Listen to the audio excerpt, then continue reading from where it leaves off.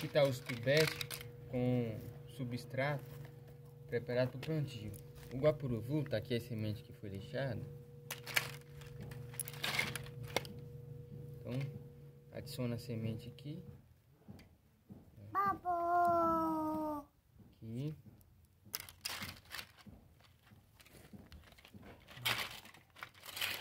No saquinho é melhor. Aqui que a gente no momento aqui era o tubérculo. Ele é muito, a semente é muito comprida. Olha lá, tem dificuldade de encaixar. Então, todas aqui encaixadas. Aqui, ó. Assim está bom, tá?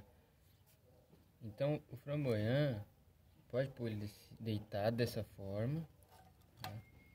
E assim também, ó. Assim, ó.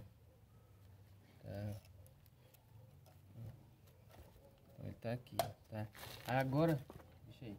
Do jeito que tá aí, vem com a camada de terra e completa aqui, ó.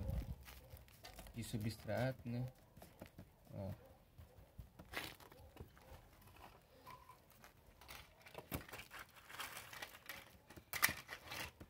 E tem que pegar, se for no tempo, tem que pegar sol e sombra. E irrigar 2 vezes ao dia. Essa de framboyant não precisa cobrir ela, tá? Aqui é plantada dessa forma em pé. Pode deixar ela assim, essa. E as demais cobre com a terra.